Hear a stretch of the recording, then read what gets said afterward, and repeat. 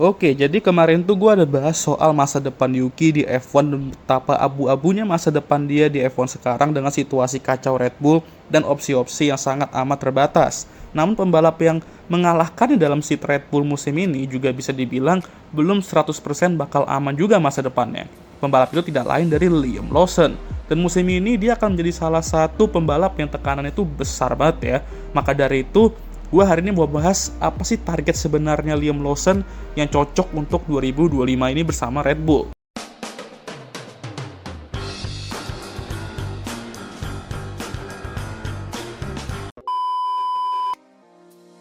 Daniel Ricciardo, Pierre Gasly, Alexander Albon, dan Sergio Perez. Pembalap-pembalap ini sudah pernah merasakan menjadi rekan tim Max Verstappen dan empat-empatnya bisa dikatakan ya gagal. Oke, kalau Danny Ric ya nggak gagal-gagal banget juga sih, karena dia beberapa kali bisa mengalahkan Max dan dia juga sendiri yang cabut dibandingkan ditendang langsung oleh Red Bull.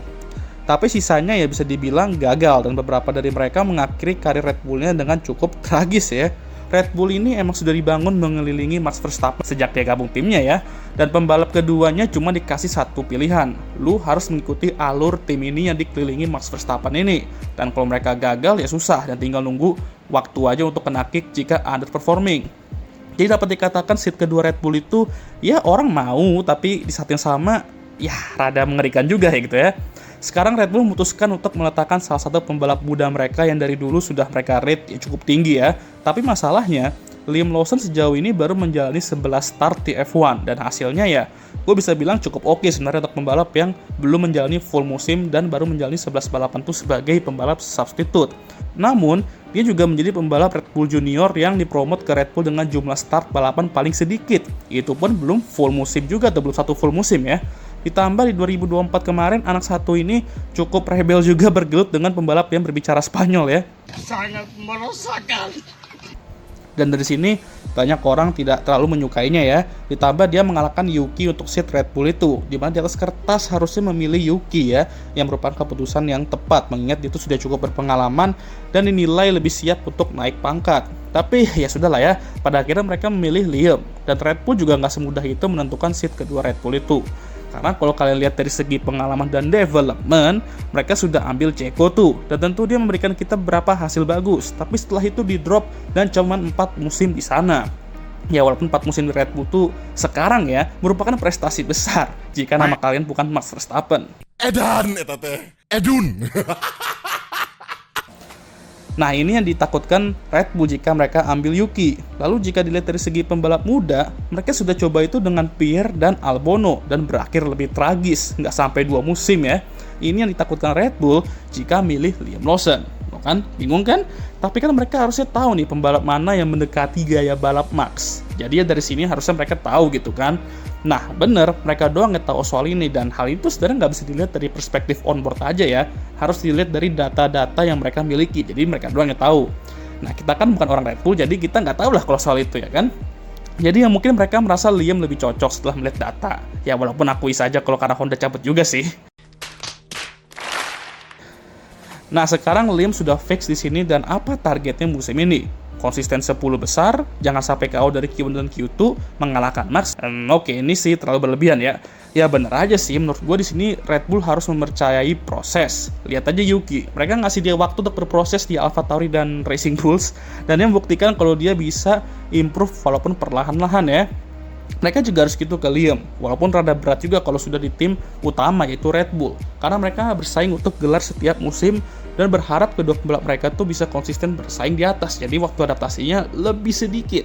Tapi Red Bull sudah kehilangan gelar konstruktor musim lalu dan mereka baru saja menggantikan pembalap kedua mereka dengan pembalap yang masih minim jam terbang. Ya saran gue sih jangan expect banyak. Walaupun rookie zaman now banyak yang langsung tampil menakjubkan belakangan ini, ada juga yang butuh proses agar bisa konsisten. Menurut teori Saipul, pembalap muda tuh harus diberikan waktu untuk berproses mau di tim manapun. Paling cepet tuh ya 1 musim kalau kasusnya kayak Red Bull gini. Paling optimal ya 2 musim kalau misalnya tim papan tengah. Kalau kesabaran tim itu unlimited ya 3 musim gitu. Nah, dapat disimpulkan bahwa Red Bull perlu memberikan Liam Lawson waktu untuk berproses. Mengingat ini musim terakhir sebelum regulasi baru. Ya anggap aja ini musim ospeknya Liam lah sebelum nanti di 2026 semuanya reset lagi ke 0. Karena kalau Red Bull main kejam lagi dan nge-kick dia terlalu cepat, ya sampai Alpine jadi tim papan atas pun gak bakal kelar-kelar siklus jahanam Red Bull ini. Emotional, damn it! Perlu diingat juga bahwa calon bapak satu ini juga sudah nggak lama lagi waktunya di F1 ya, si Max Verstappen. Red Bull nggak bisa selalu bergantung kepadanya dan sudah saatnya mencari bibit baru. Tentu banyak junior-junior Red Bull yang keren sekarang, tapi satu-satu dulu lah. Kita lihat dulu Liam gimana progresnya, jadi jangan asal main kick dan nggak sabaran. Lagi pula, Red Bull berada di situasi sekarang di mana mereka gagal juara konstruktor dan delay masalah pembalap mereka, itu salah mereka juga gitu. Jadi target utama Liam Lawson musim ini ialah terus mendekatkan gap dia ke Max seiring berjalannya musim. Dan jangan crash ya. Ini penting banget ya soal tidak crash, karena development mobil Red Bull musim lalu itu ambiar ya karena salah satu alasannya crash besar Checo di Monaco kemarin. Jadi itu dua dulu aja lah. Selebihnya ya bonus aja. Dan gue percaya Liam ini adalah pembalap yang bagus dan Red Bull juga harus membuktikan bahwa mereka memilih Liam juga karena ada plan jangka panjang untuk dia di tim ini. Bukan hanya karena panic signing aja, karena mereka butuh nge-kick Checo karena underperforming dan butuh pembalap baru nih yang mereka bisa andalkan gitu. Karena menurut Cartono, setiap tim harus memiliki plan jangka panjang. Karena jika tim tersebut terlalu mengandalkan masa kini atau masa lalu, tim tersebut tidak akan berkembang dan kelelep.